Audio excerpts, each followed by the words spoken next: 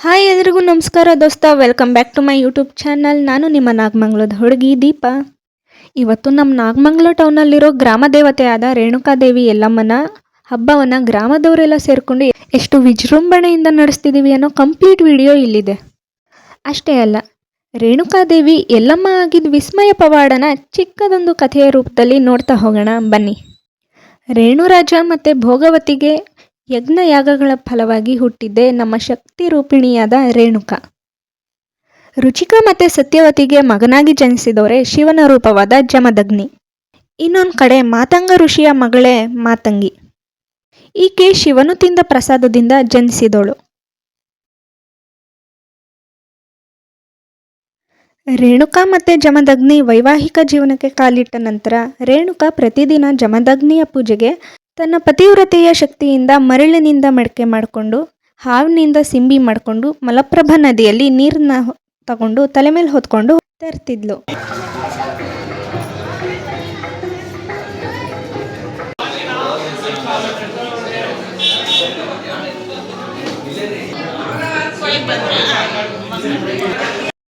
ಆದರೆ ಒಂದು ದಿನ ರೇಣುಕಾ ಆ ನದಿ ಹತ್ರ ಗಂಧರ್ವ ದಂಪತಿಗಳನ್ನ ನೋಡಿ ಕೆಲ ಕಾಲ ಮೈ ಮರೀತಾಳೆ. ತಕ್ಷಣವೇ ಮಡಿಕೆ ಹೊಡೆದೋಗುತ್ತೆ.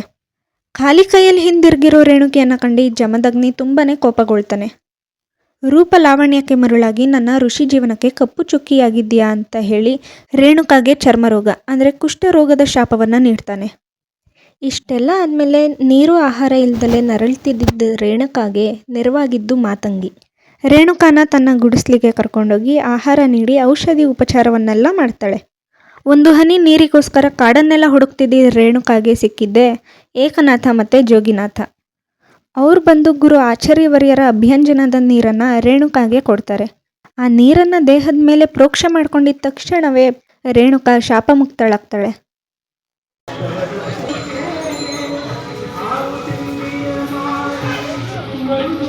ಶಾಪಮುಕ್ತಗೊಂಡ ನಂತರ ಮಾತಂಗಿ ಜೊತೆಗೂಡಿ ಆಶ್ರಮಕ್ಕೆ ಬಂದ ರೇಣುಕೆಯನ್ನು ಕಂಡು ಜಮದಗ್ನಿ ತುಂಬಾನೇ ಕೋಪಗೊಳ್ತಾನೆ. ಮೊದಲಿಗೆ ತನ್ನ 4 ಜನ ಮಕ್ಕಳನ್ನು ಕರೆದು ತಾಯಿಯ ತಲೆಯನ್ನು ಕತ್ತರಿಸುವಂತೆ ಆಜ್ಞೆ ಮಾಡ್ತಾನೆ. ತಾಯಿಯ ಮೇಲಿನ ವಾತ್ಸಲ್ಯದಿಂದ 4 ಜನ ಕೂಡ ಈ ಕೆಲಸದಿಂದ ಹಿಂಜರಿತಾರೆ. ಕೋಪಗೊಂಡ ಜಮದಗ್ನಿ ಪಿತೃವಾಕ್ಯ ಪರಿಪಾಲಿಸದ ಮಕ್ಕಳನ್ನ ಶಾಪದಿಂದ ಜೀವಂತ ಭಸ್ಮ ಮಾಡಿಬಿಡ್ತಾನೆ. ನಂತರ ಪರಶುರಾಮನನ್ನ ಕರೆದು ಅವನಿಗೆ ಈ ಕೆಲಸನ ಒಪ್ಪಿಸ್ತಾನೆ. ತಂದೆ ಮಾತನ್ನ ಮೀರದೆ ತಾಯಿಯ ಶಿರಚ್ಛೇದನ ಮಾಡೋಕೆ ಮುಂದಾದ ಪರಶುರಾಮನನ್ನ ಮಾತಂಗಿ ತಡೆಯೋಕೆ ಹೋಗ್ತಾಳೆ. ಆದರೆ ಮಾತಂಗಿಯ ಶಿರವನ್ನು ಕತ್ತರಿಸಿ ರೇಣುಕೆಯ ಶಿರವನ್ನು ಕತ್ತರಿಸ್ತಾನೆ. ಪಿತೃವಾಕ್ಯ ಪರಿಪಾಲನಾದ ಪರಶುರಾಮನಿಗೆ ತಂದೆ ಜಮದಗ್ನಿಯು ವರವನ್ನ ನೀಡ್ತಾನೆ. ಆಗ ಪರಶುರಾಮ ತನ್ನ ತಾಯಿಗೆ ಮತ್ತೆ ತನ್ನ ಸಹೋದರರಿಗೆ ಮರುಜೀವ ಬರಬೇಕಂತ ಕೇಳ್ಕೊಳ್ತಾನೆ. ಇದಕ್ಕೆ ಜಮದಗ್ನಿಯು ಕೂಡ ಒಪ್ಪಿ ತನ್ನ ಶಕ್ತಿಯನ್ನೆಲ್ಲ ಒಳಗೂಡಿರುವ ತೀರ್ಥನ ಪರಶುರಾಮನಿಗೆ ಕೊಡ್ತಾನೆ.